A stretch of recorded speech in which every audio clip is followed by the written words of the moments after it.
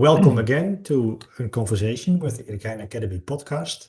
Today I'm joined by Dr. Bill Lewinski. We talked before many times on this podcast, and he is you are the founder of For Science Right, Institute, co-owner, right, co-owner and founder, co-founder and co-owner with co-owner. Patricia Thiem. Yeah. Well, and I don't need to introduce you to our police colleagues, but maybe for other people, well, the For Science Institute is a leading institute regarding the scientific research into police use of force, police training, and all those great things coming out of the institute. And we did a previous podcast about research, and today we are doing some highlights of 2025. So thanks for joining, Bill. Thank you, Eric, for the invitation. Pleasure to join you again. Yes.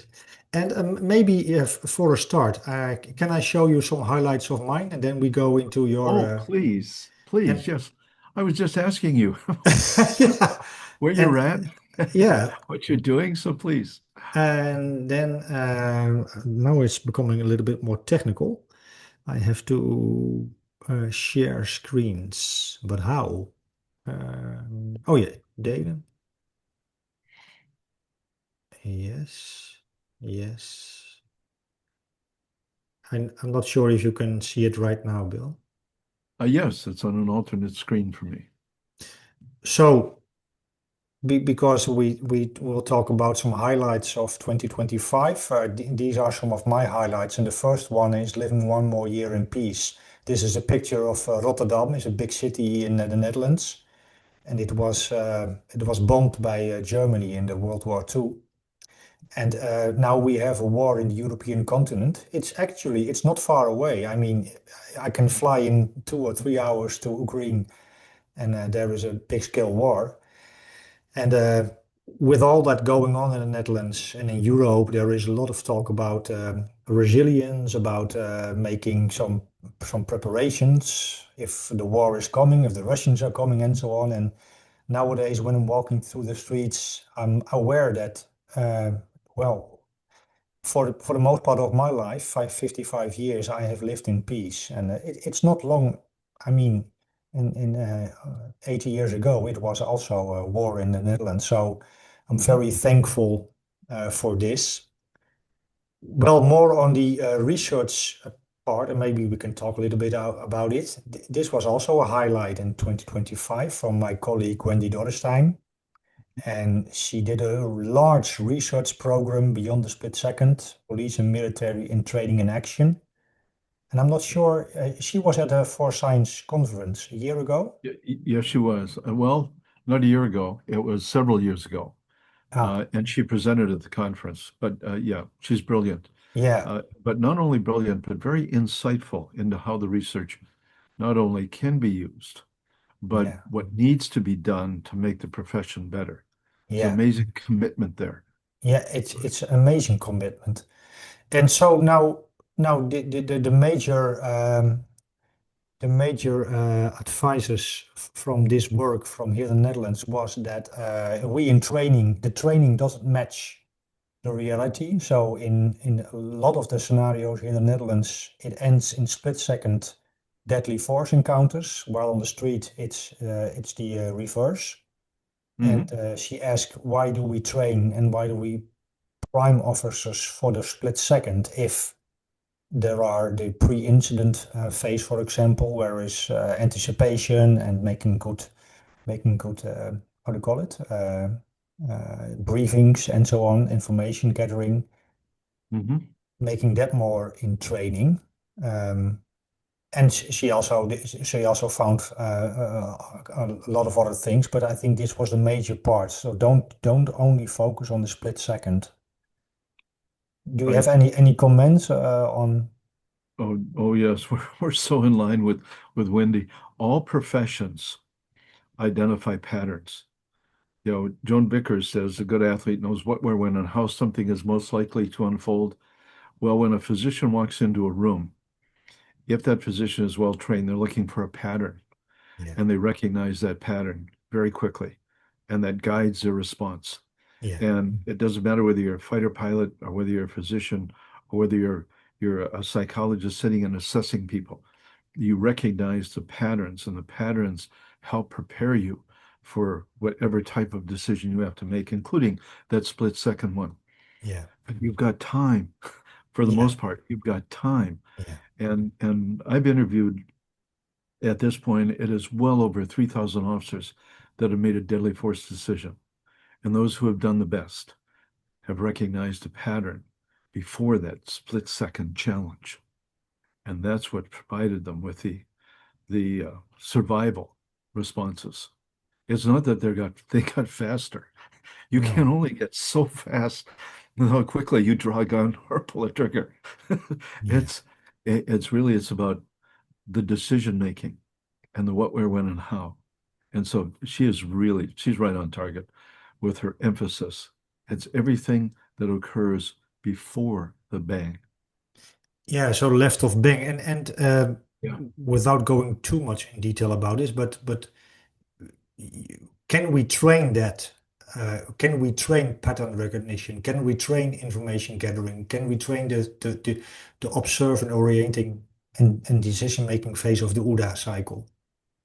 Yeah, yes. So the problem is it's the research is really um, this is a very difficult area for researchers.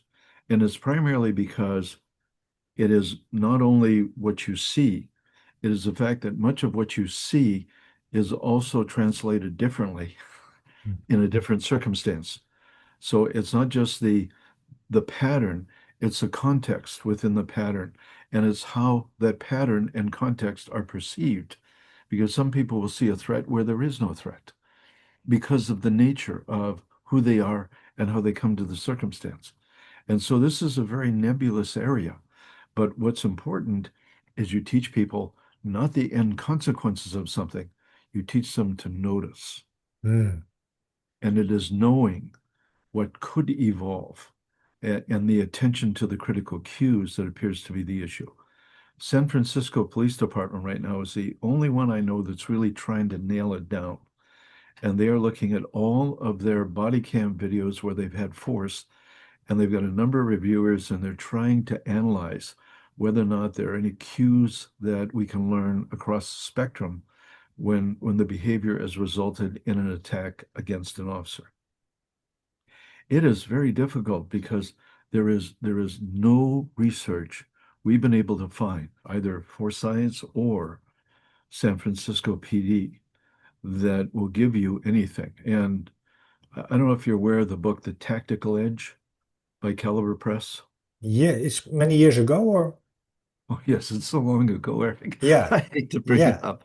But yeah. yeah, I made a contribution to one of the chapters in that textbook, and it was a list of pre-assault cues. Mm.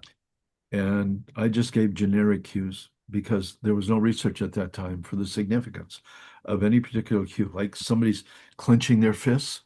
You know how many people clench their fists and don't assault anybody? Yeah, It's amazing. But yes, that's a predictor because sometimes that occurs. yeah, That sometimes there's a physiological adaptation or response that automatically accompanies a psychological status. But you can't necessarily use it as a predictor, but you should notice it. yeah. So and one of her models, she calls it the police training puzzle in the book, and Mhm. it's about giving officers realistic problems and give realistic solutions. So it's a kind of making the training look like reality, but not reality in the sense I mean, you can only go as far. But Mhm. what are Mhm. your thoughts? What is representative training for you, where you can learn all those cues and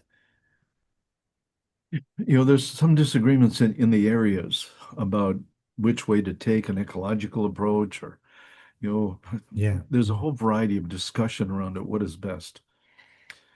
I was going to talk about, and I'll talk about it now because we did we did another first this year. something that nobody else has done in research. And one of our firsts is to measure the success of pre-service training. We are the only people to have actually studied three major state academies in the US and measured the acquisition and the perishability of psychomotor skills under the current methodology. And what we can tell you is what we're doing now produces the illusion of learning. Mhm. And regardless of how determined people are to teach well, or how compassionate they are, or how they committed to really doing a good job, one, they don't have enough time. Two, many of the people doing instruction don't understand the motor mechanics behind good skills.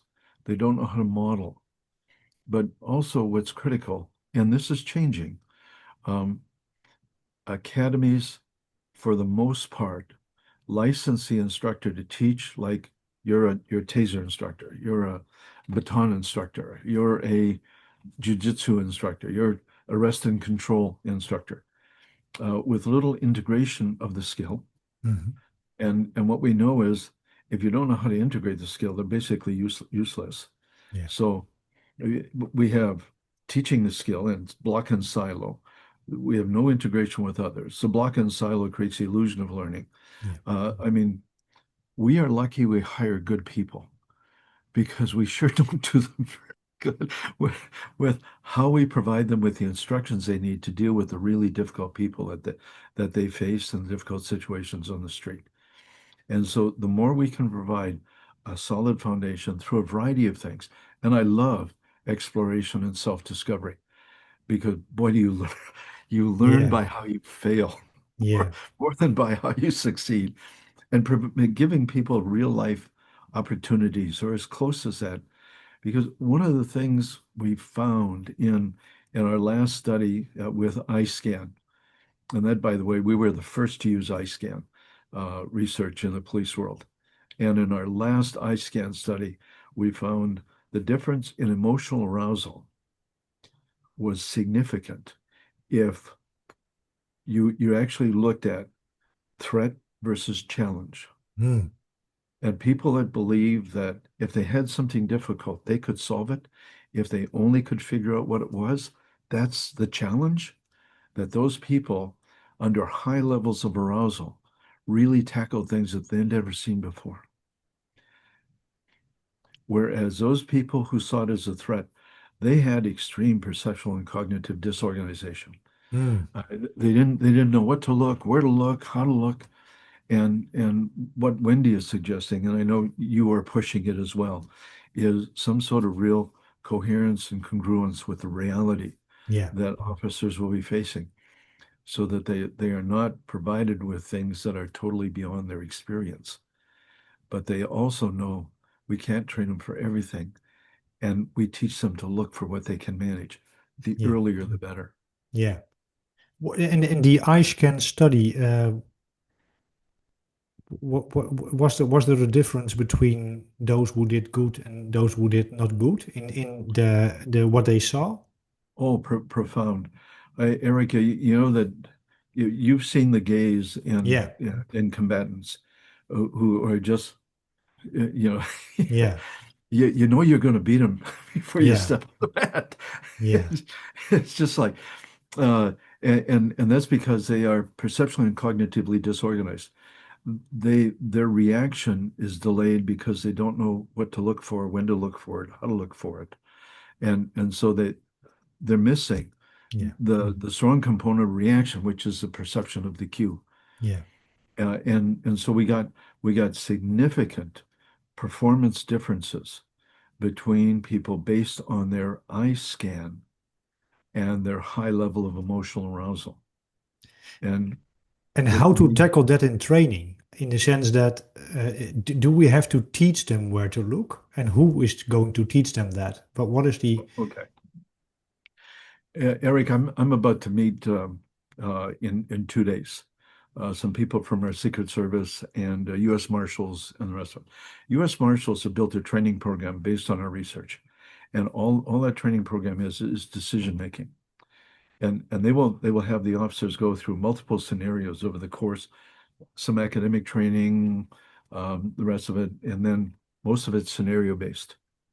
And they will have people in a room, and they'll have an actor and an actress, um, a director rather, and the officer and somebody that's acting out, or two people that are acting out, and they'll do a scenario for 30 seconds, a minute, have the officer respond, stop it, have the officer turn the wall, reset, same scenario, but it's not. And so they have to perceive things differently. And that'll go for a minute, and then the officer turn the wall, same scenario, but different, different start, different ending. And so there's five decisions they make for every scenario, and then they go on and move. But, but one of the things they don't do, they had it based on our research and other people's research, and they asked me to evaluate it. And the only comment I made was they're not asking the officers, what are you looking at? Mm, How could you see this better? Because that is the key. The perception of something. And there's nothing, as I said, there's nothing predictive about anything, but there are critical cues that people need to learn how to pay attention to yeah, within certain things.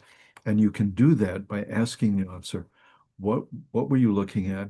And if you wanted a better outcome, what should you have been looking at? yeah, And knowing that looking is critical is, if you look at the neurophysiological structure based on arousal and how arousal is either effective or not so in stress situations. It is really the eye and the orbitofrontal cortex, the insula and the hippocampus and the amygdala that all need to be linked together, and they are linked together with people who are used to high levels of arousal and facing challenges and believe that they can handle it. yeah. And So, and so that's a very important question. Where did you oh look it at, and what did oh you? Yeah, it is critical. yeah, Yeah. Because not only does the looking provide better decision making by picking up better cues, but the looking is basically it is the foundation for, if I can only figure this out, I can handle it. yeah, And the looking actually seems, well, Vickers first noticed this in her studies on eye scan with Olympic athletes, Canadian biathlon athletes, in about 2008. And it's a foundation for the impact of the quiet eye yeah, on emotional regulation. You know, all the studies since then indicate that that quiet eye, that period of visual fixation, provides a reduction yeah, in distractive arousal. You can still have a high pulse level, yeah, but you can really perform effectively. And so since then, and we've been talking to Joan for quite a while, since 2008, when she started working with us. But there's a solid foundation for why teaching people look and see not only helps them make better decisions by detecting the critical cues for effective decision making, but also the eye scan, the search that goes with that, really seems to bolster as well as come from the perception of confidence and competence. yeah. So You, maybe, maybe we go too far, but maybe you can give some a little bit feedback about this.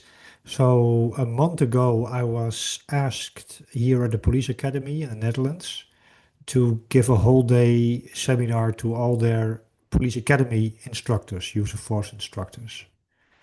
And they asked me also to talk a little bit about the different motor learning approaches like ecological dynamics, but also the more cognitive like prescution and so on.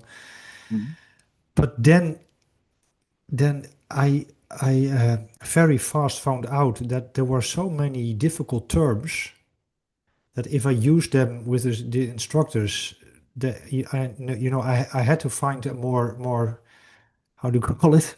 More simple words. And so in the moment, I'm talking about a split second, I came up with ODA-proof training. It was just like improvisation. But what I meant was, I think the same thing as you. I say, if you do a scenario and you debrief the scenario, you can ask them, what did you observe? What did you look at?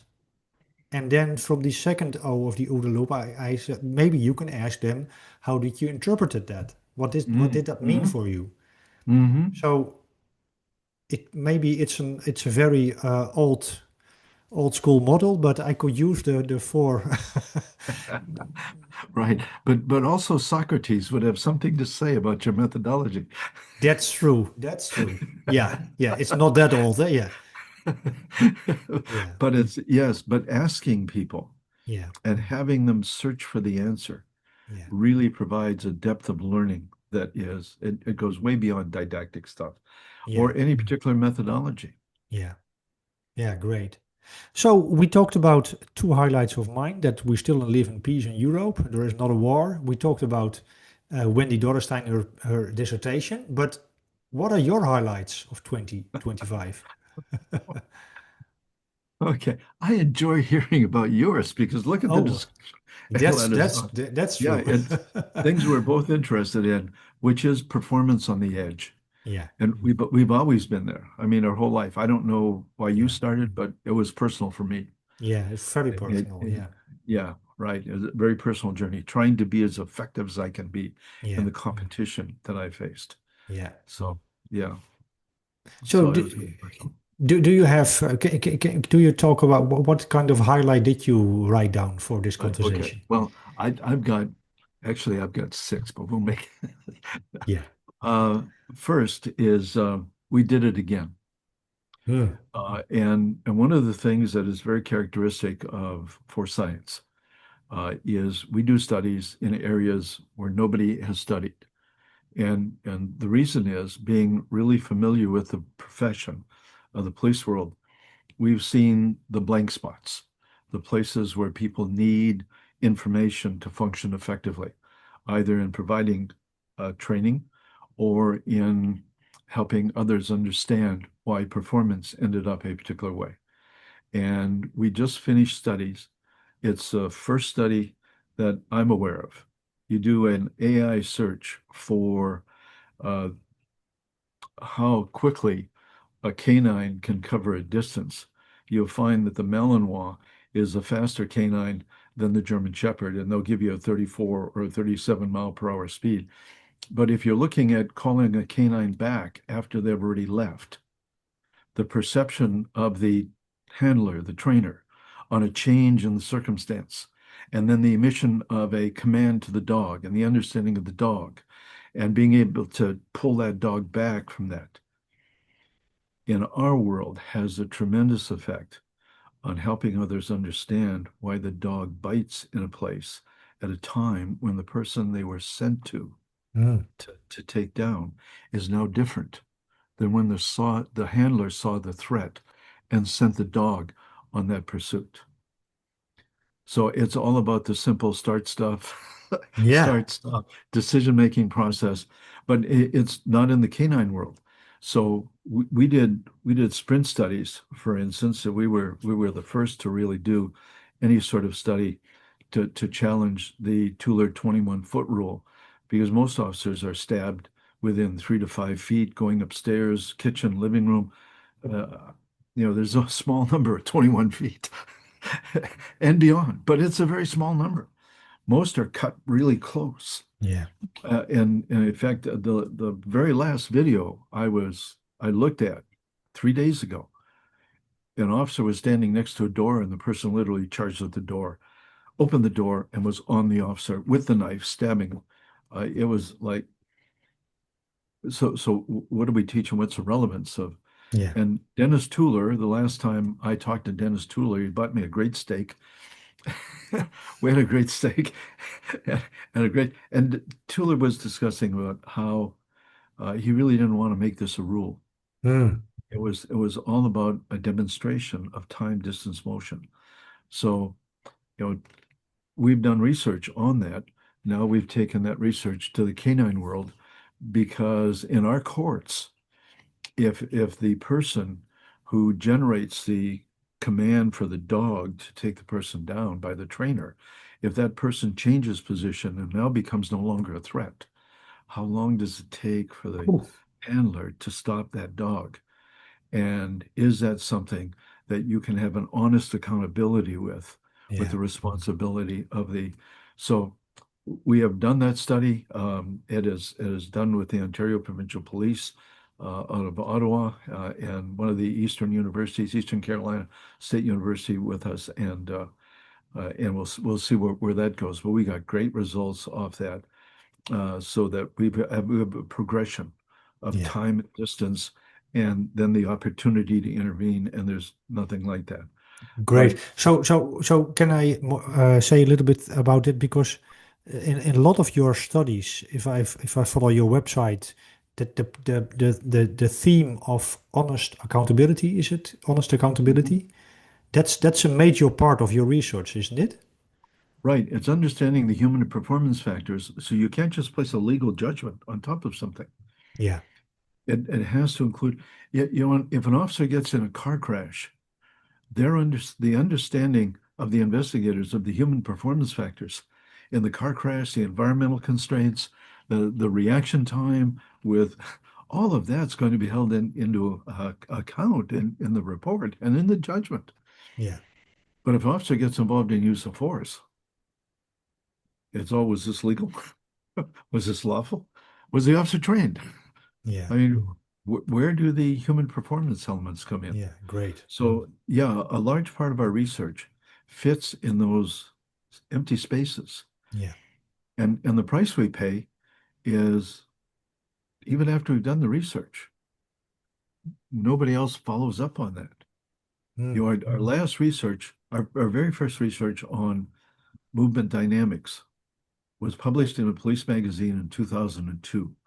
Yes. We did it with a biomechanics lab, but we wanted to publish it so we could get it out to a police audience. And we put it in a police magazine because at that time, the greatest distribution of any way to impact on the police profession was through that magazine. 7,000 subscribers. So, I mean, how many people see your podcast now? Yeah. Yeah. Yeah. Yeah. Yeah. Right, right. But our latest study is in the Journal of Forensic Biomechanics, in which we have replicated most of that, but it's now replication not with video, it's with accelerometers and gyroscopes. Yeah. And so we've got, for instance, in our first, the time to turn, Yeah. explaining shots, for instance, into the back. Yes. Um, we put an accelerometer on the heads of all of our people. There are 15 different accelerometers and gyroscopes. In our initial study with video analysis, we've got anywhere from 18 to about 22 100ths of a second for head rotation. So theoretically, bang, bang, quarter second in between two shots with a Glock 9. You're looking at the first shot hitting the front of the head and the second shot hitting the back of the head. Um, but with this accelerometer, it's like 22, 23 100ths of a second. So it's still Yeah. under that quarter second capability. But we got head rotation as fast as a tenth of a second, meaning that the officer could literally have a person coming at him, and by time the officer pulls the trigger, makes a decision and pulls the trigger, or sights a gun, engages anything and pulls the trigger, the shot is at a very different place Yeah. than where the officer intended. And you have to take into account the mechanics of both person, and that gives you honest accountability. Yeah. That's one. Yeah. So, yeah, Great. Yeah. so we stepped into that arena, and unfortunately, there are very few people willing to step in and do it, which means that one of the things with academic credibility is how many people cite your research. Yes. Well, if nobody's interested in doing that research, there's no citations. Yeah. But we have the only study on ejected cartridge casing. I'll just go through. We did it again it's the first time in the area, but we studied ejected cartridge casing and how a gun is held and manipulated. So using a Glock 9, we got ejections 16 feet to the right and rear, and pardon me, 13 feet to the right and rear, and 13 feet to the left and front, based entirely on how the gun was handled and manipulated. And we replicated ways that that gun was used by a trained officer in the middle of a gunfight. So Mm. we got a 26-foot dispersion on ejected cartridge casing. Plus, we had a variety of weapons and the rest of it. It's an interesting study. Only one other person tried to replicate that in a very limited fashion, and that was out of the University of Toronto. And this is Uh, also in 2025, this study. no, no, this is but just a replication of Yeah, yeah, we okay. Yeah, again are the first. yeah. First was body movement. First is the canine, which replicates our first study on body movement, the first study done on ejected cartridge casing, the only one with weapon manipulation. We created a taxonomy. We're the first people to create a taxonomy on UDs and how to categorize UDs and then set up a treatment program to correct that UD.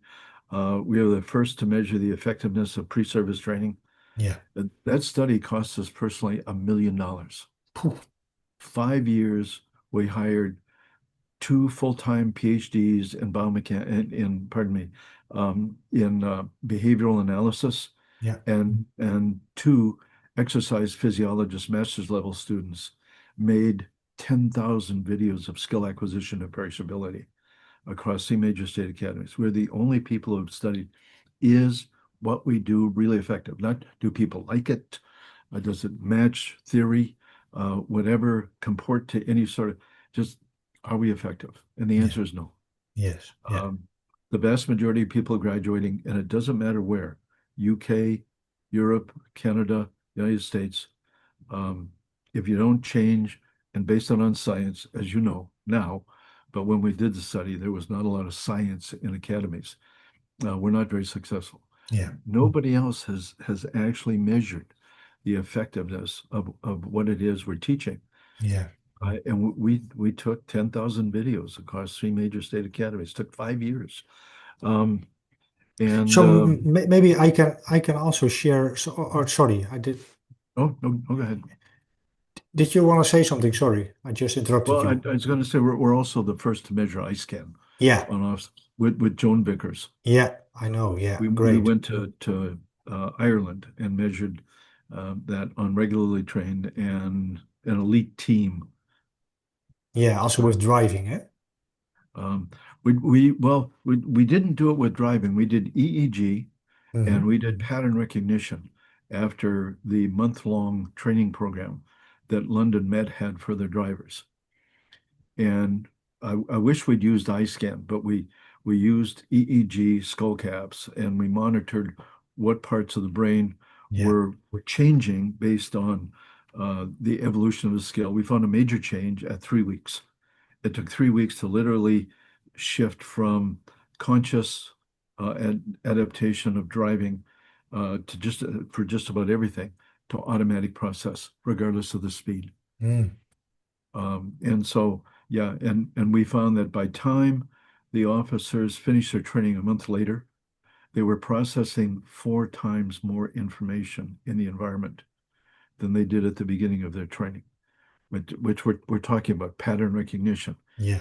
And what London Met did with their driving was called driving ahead. They literally spent a month teaching people to look at the critical cues that they could use to influence traffic when they're on the Mm. run. Yeah. And it was real world circumstances, and it took Yeah. them that long to train it. They were willing to spend that much time and that much money Yeah. because they didn't care how well you drove a car on an abandoned runway. It's how well you made great decisions in the middle of London while Yeah. going against the flow of traffic, blues and twos in front of Harrods. So it's really, so they were teaching back then pattern recognition, and they'd been doing that since 1947. Yeah. So we just wanted to document that. But Great. it's also in that study, and this is where it drove some of our earlier work. In that study, we found that officers who hit a stretch, an incident, because you can't drive at 120, 130, 140 miles an hour in an urban area and not occasionally have a glitch or something that goes askew on an incident.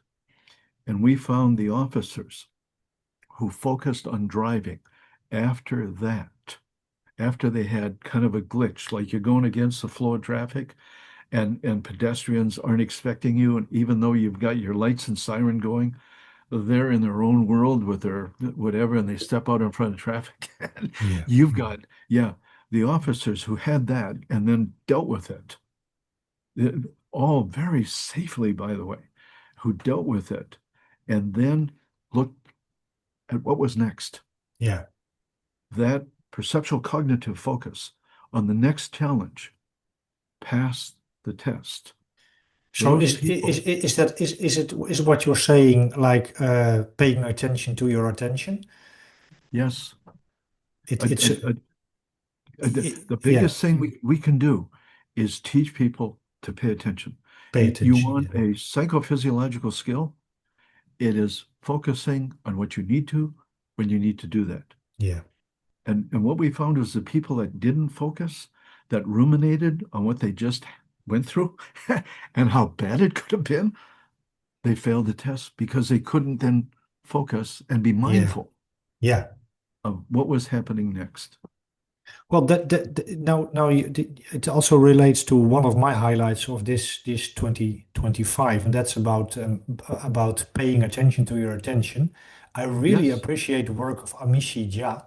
She wrote the book Peak Mind, and peak mind. she studies mindfulness, but now she calls it attention training, and she's highly involved in the U.S. military with her programs. Mhm, And and she did a lot of research together with the US Army Reed Hospital and all those people. And she has a quite simplistic model that is focus, notice, refocus. mhm, And I found it so elegant. And mhm, she also talks about that every professional in every field, she talks about losing your attention in 50% of the time. You're not paying attention to the task. She mhm, has some mhm. how do you call it? Some numbers on it, Okay. but the need for developing that attention muscle, that is what I learned from her. Mhm, mhm. And It, it's yeah. critical. Yeah. And I, by the way, we notice it's so stupid, but in karate, doing zazen or all those other great concepts like fudoshin or like mushin, they all hint to the same. it's a yes. We just put science on top of it to Yeah, explain what we don't know along. yeah. Right. Right. Yeah, that's right. Did you see our last newsline for Science News Yes, with I eye think. scan, Yeah, peripheral vision versus focal vision? yeah. It was a challenge given to us by um, some SWAT instructors um, because they were having officers scan and seen on entry with the muzzle of their gun. So they Mm, were muzzling, yeah. which is, you never want to point a gun at somebody No. when they're not a threat to you. Yeah, But exactly. that's what happens when you, anyway. So we looked at how SWAT officers really effectively assess through peripheral vision. And our peripheral vision actually provides a faster reaction and quicker identification of pattern recognition than focal vision does. And how to use peripheral vision, focal vision on room entry. And that, by the way, is one of our next studies we're going to be Mm, working on is a tactical team entry and movement dynamics and eye scan issues and how it matches threats that are possible within the environment. And one of it comes from the challenge we were asked to do. Um, we were asked how fast is fast when you're responding to an active assailant. hmm And in some of our assessments, we've had teams run right by a pressure cooker with wires coming out of it, or a suitcase in the middle of the hallway with possible explosive devices with wires, and they run right by it to get to an active assailant thing. Yeah. And the question is, how fast is too fast? Yeah. Where you can't perceive what may be a threat or a some explosive device or an ambush situation for you. Um, Especially now we're finding our officers getting out of their squad car on entry into that active assailant situation, at least in Canada. That gap has proven to be the period where they are most frequently assaulted. And therefore, cautious approach with speed. And how do you attend to that while covering it? That's a really interesting challenge that we are looking at facing. So it seems like this peak mind might be helpful to us. Yes, yes, she did some incredible studies. It, but it basically is about attentional control. And she Mhm. talks also about modern warfare, where the cognitive load becomes higher and higher with all those technical implements and so on and so on. So and there is an American general who also practices mindfulness. And I forgot his Mhm. name, but he also talks about mindful leadership in the sense that if your head is full with all those appointments and all those things, you cannot attend to your people. And Right, right. Yeah, yeah, what is critical? yeah, that's a Yeah, great question. Yeah, what is yeah. critical? Yeah. Knowing what is critical and being able to focus on it when you need to. Yeah, Every uh, with all the people I have interviewed that have actually been there, and that includes well, the thousands did not include special teams, special forces, in any of that. But in the midst of it, the people who had mindful attention and commitment, you know that their emotional arousal was sky high because some of them were under extreme pain and they just blocked it out, yeah, went to do what was important to be done at the time. yeah, And it's just amazing what that level of focus yeah, can do to human performance. yes. And it can be done because we also both know from our martial arts that you develop that skill to pay attention if you even when you get hit. Because Mike Tyson has right, of course. When you get hit on the chin, all your plans go out of the window. But that's true to a certain degree. But on the other hand, if you practice a lot of karate or whatever martial arts, you can also Right. learn to refocus, isn't it? It's my experience. Oh, Yeah, you focus on what's critical. yeah, And what's interesting is that capacity of mindfulness is also related to hypnosis. And people have undergone surgery under hypnosis because of the capacity to focus so much that your brain suppresses yeah, information that is distracting to you. yeah, And that is why people can endure bullet wounds and keep on coming. yeah, And yeah, and so it's a critical element of performance. And yeah. you probably don't know, but I don't have a knuckle here. Oh, And it's because I was demonstrating the difference between a focus strike hmm. and a penetrating strike, and how they're only different at the end. Not anywhere else in the travel, only at the end. And I said to one of my students who's still training with me 40 years later, I said, Alec, don't move. And I did a thrust, and I saw Alex's elbow drop into the strike zone. Ah, But it's no time to stop it. yeah. Yeah. And and I hit Mm. his elbow and broke that knuckle off. And of Phew. course, as an instructor, I could not No. make an error. So Yeah, I put that knuckle in place. yeah. And when the class was over, I went to the emergency room. They said it's fantastic. It's set just correctly. And they put it in a cast. Unfortunately, I got into an accident a little while later and broke it again within the cast. And I just cut the cast off and left it. So I don't have a knuckle there, but it Mm. will always remember. I always have Yeah. a great memory of what an open loop was versus a closed loop motor Yeah, movement. I can imagine. Yeah. Yeah. Yeah. But yeah, Paying it. mindfulness and Yeah. pain or Yeah. whatever, Yeah. it's powerful, powerful stuff. But I cannot even imagine if we go back to the Japanese samurai, for example, with the kenjutsu, with the swords. Imagine standing against another man with a sharp sword. I mean, if you don't pay attention, you're cut. Yeah. And that's the spirit of that martial arts, huh? That, yeah, Yeah, yeah. It's the essence is mindfulness. yeah, And it's a very the other side of it, Eric, is also fascinating. The Jesuits, you may be familiar with Catholic Jesuits. yeah. The Jesuits ran into that. Um, I think about 1600, 1700. And in their exploration of Zen and the meditation and what Zen brought to an enrichment of life, not just awareness, but also the spiritual life.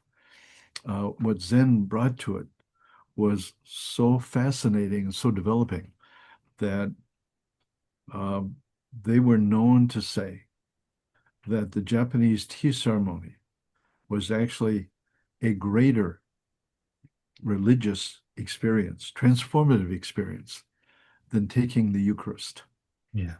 because with the focus on the immediate, they found their God. Yeah. Wow, that's such great. Yeah. Yeah, yeah. But you're right. It's I've got a textbook called The Secrets of the Samurai, Mm. written by a philosopher and a Japanese historian. And in there they quote statistics which are not verifiable, of course. But if you had the samurai, for the most part, didn't organize as military units.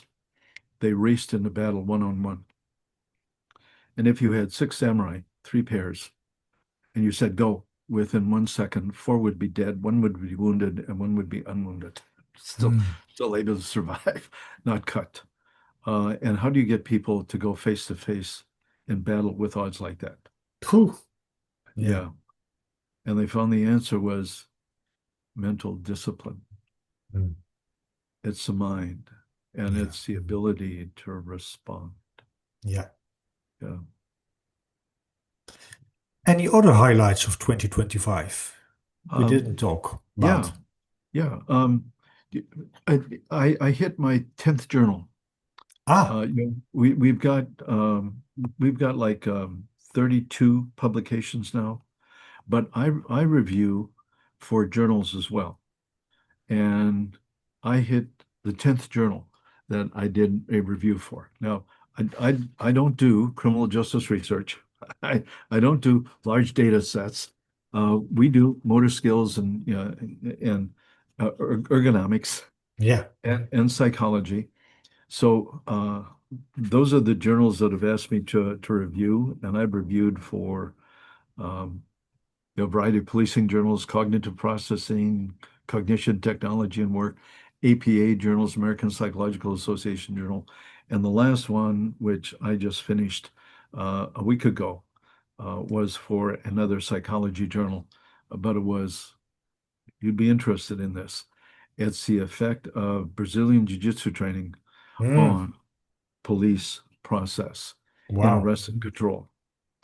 Um, so it needed more work, Yeah.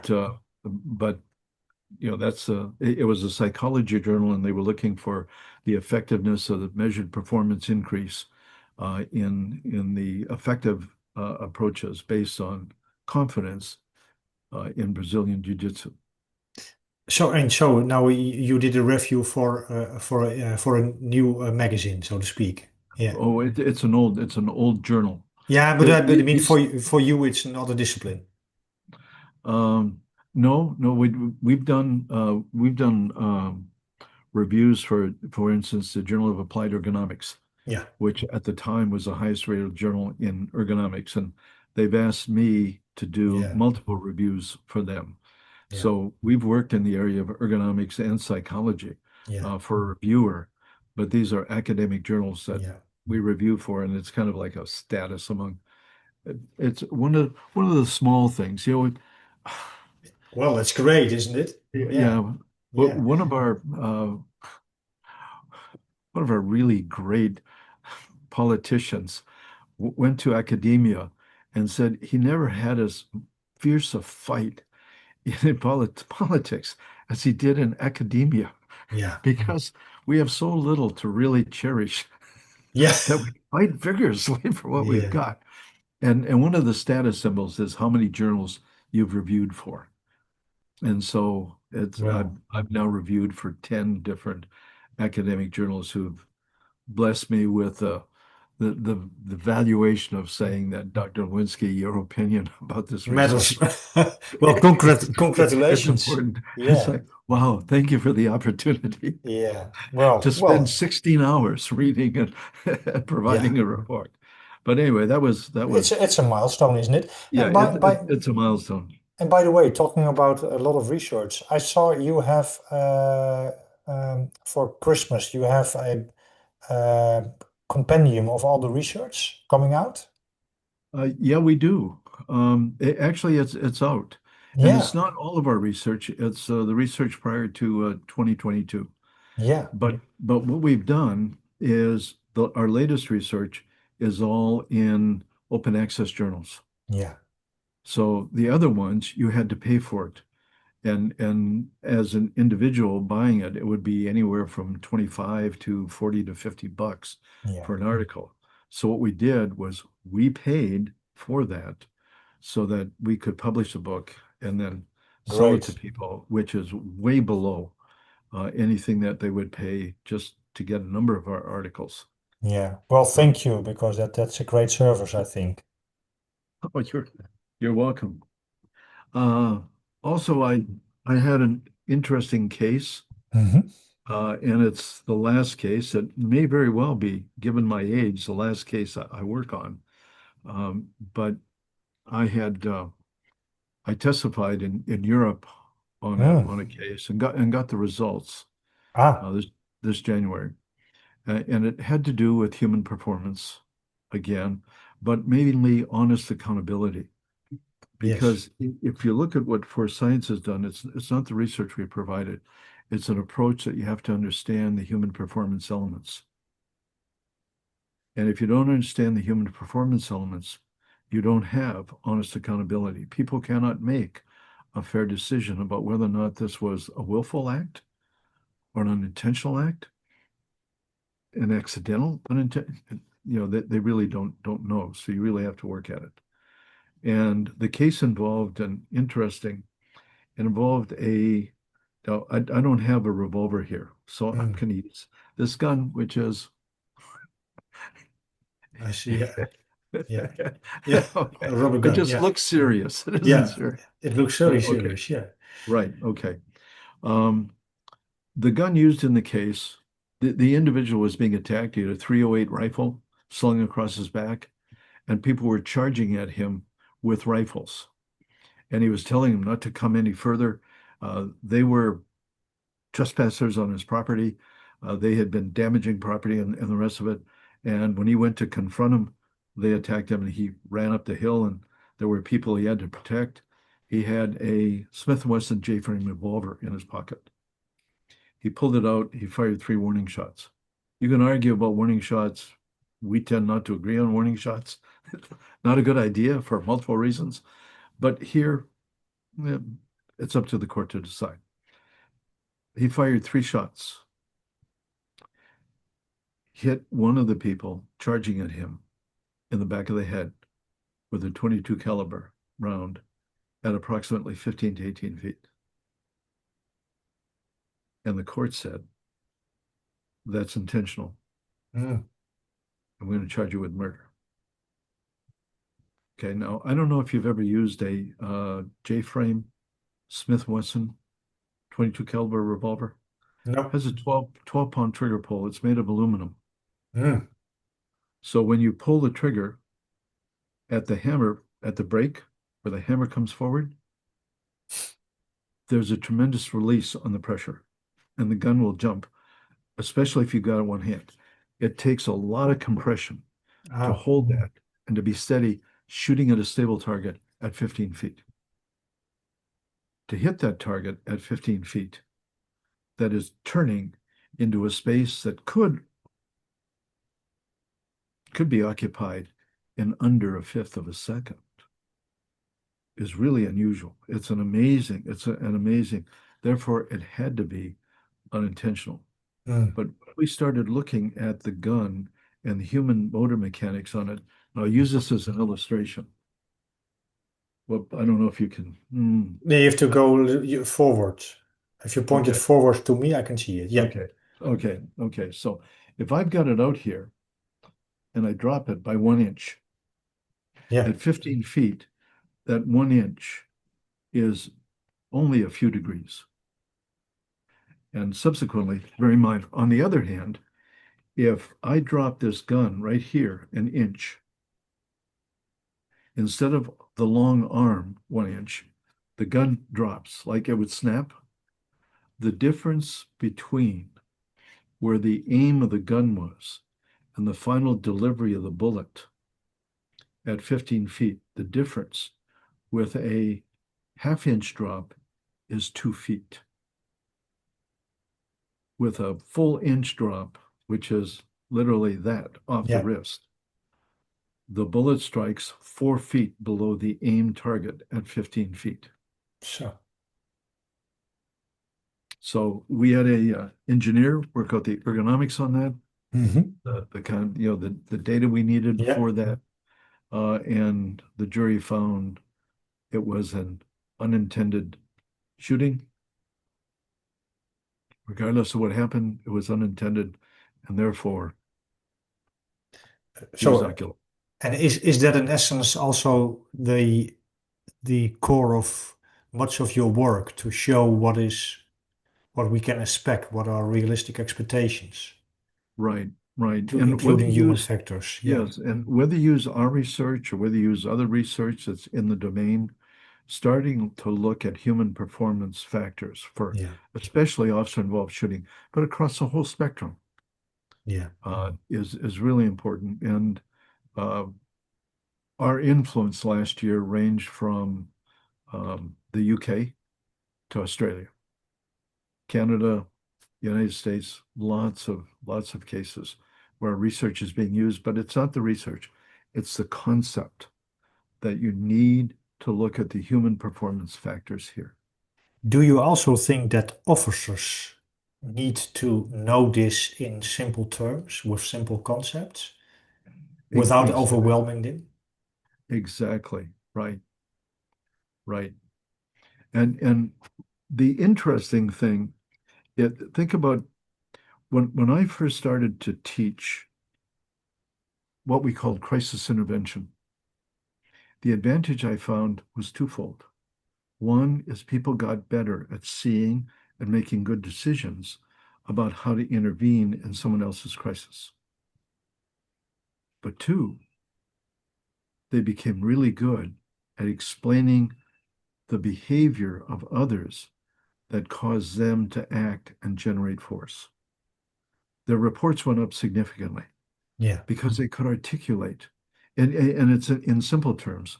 You don't have to get into really sophisticated terminology, but in really simple terms. And it's not prediction. I saw this led me to do that.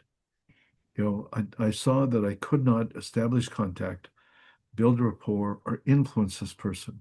So nothing I said or did kept them from attacking me or attacking somebody else. I couldn't intervene. Really, very simple process. And is that also what we as trainers should do in our use of force training, to ask that kind of question? Where did you look at? What did it mean? Yeah, Why did you choose that Yeah. Yep, Eric, exactly the type of, and we'll label it really old stuff, Socratic, Yeah. Socratic training. But Yeah. the interrogation, and we use that word softly, Yeah. Of but course. asking the right questions to generate the answers or even the thought process that people should be paying attention to it is really critical. Yeah. And maybe the most important thing we teach. And I don't really know a pre-professional training program for police that teaches awareness, mindfulness, teaches people to think and solve problems. And particularly today, the data we got on young people, if you provide a phone to a 10-year-old by 14, they're out of shape. They are uh, really depressed, very anxious, um, all sorts of really difficulty. That's by 14. We look at 14-year-olds today, they're spending 40% less time in person-to-person communication than they were previously. And at age 21, when they're entering the police training process, they tell us they were better communicators at 14. And if we're not teaching the emotional and social development and awareness and really using pre-service training to provide the kind of personal and human growth that we need, we're going to end up with people that, I said earlier today, it's a really good thing we hire good people because I'm amazed at the quality of human beings we have in this profession. But we need to do something to help those who are entering it become the people that we want to go out and represent us in these times of crisis and critical Yeah. need. Yes. Absolutely. And maybe that's a good point also of showing um, one more.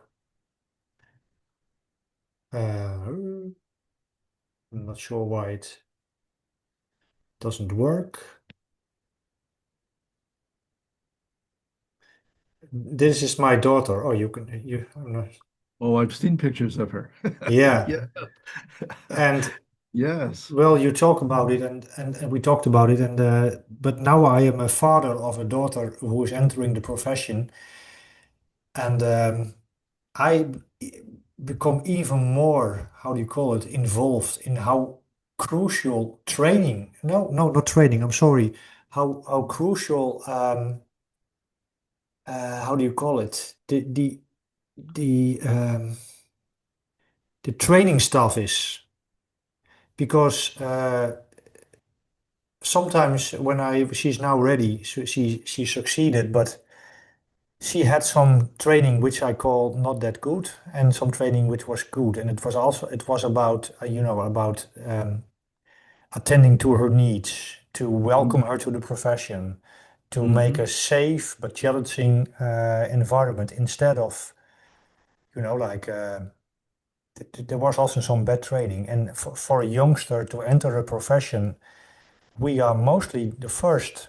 We are the first line they meet, the training staff and the Right. education staff, and well, as a father now and as a former trainer, I cannot emphasize enough how crucial this is. Right. That we should trust them. Maybe that's sorry Yeah. but that is what I found. That also with my students, but also with my daughter, they need also our trust, not in the sense that we believe in them. That Yeah.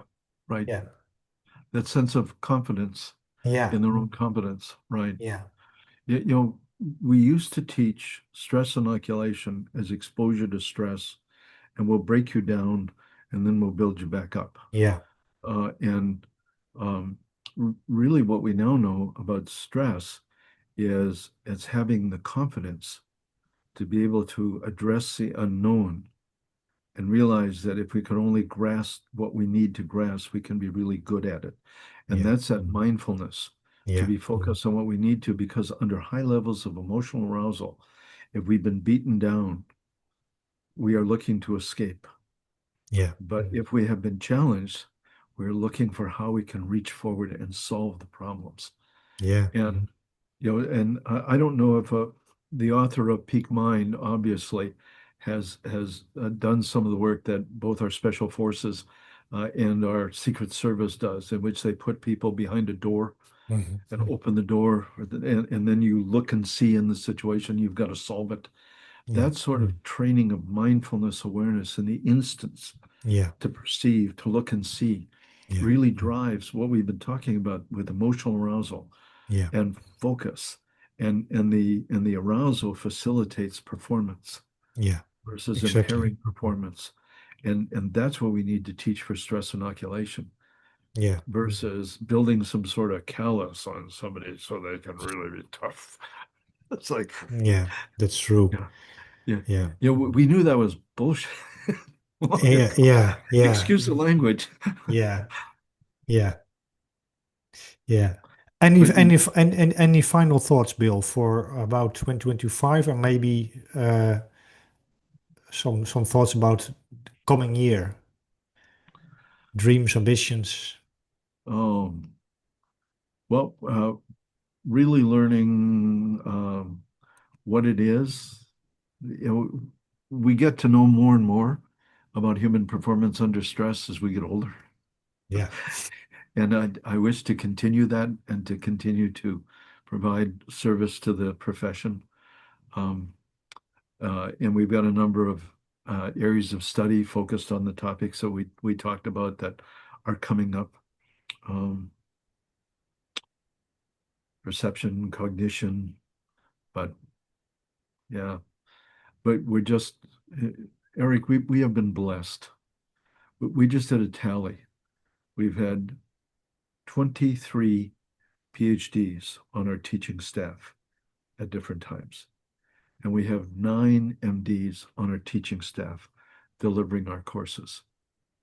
We are the most academically accredited teaching police training program I think there is outside of institutions. And our goal is to keep driving that way, to draw the best people together we can, to be the best influencer we can, to close the gap between the training people get and the performance they must have when we send them to do what we send them to do. And we're blessed to share the time with you and with the people that you reach. And we're blessed with the people that we get to share this journey with. So Well, best best of the season, Eric. And best what are of the you going to season. do for the new year? Yeah. Let So me interview you. yeah, yeah. Well, thank you for your service and for the great inspiration along all those years. You've been doing this a long time, eh? And but with all those things, I mean, sometimes you're in front of the troops, and they have to they have to follow and keep up. And I'm sure it's slowly, but it's gaining momentum also in the Netherlands. Yeah. So Yeah. thank you again for Well, your service and well, inspiration. thank you for being on the same journey with us too to make Yes. a difference. Yes. And So I hope you will interview me in about 20 years. Yeah. actually, one of the things we're looking at doing is setting up our own podcast Yeah. yes, Wow. just to provide things. So Great. you certainly, when we get to that stage, you, see, we don't have an Eric to run the technology, No, that's do true. the interviews and do the background stuff and all Yeah. the rest of it. Yeah. So when we get to that stage, you will definitely be one of the people we'll interview. It's a labor of love. So thank you, Bill, and Okay. saying goodbye to everybody. And I will say you goodbye off the record. So thank you for listening to this end of the year conversation with Dr. Lewinski about his great work. And see you next time. Bye bye.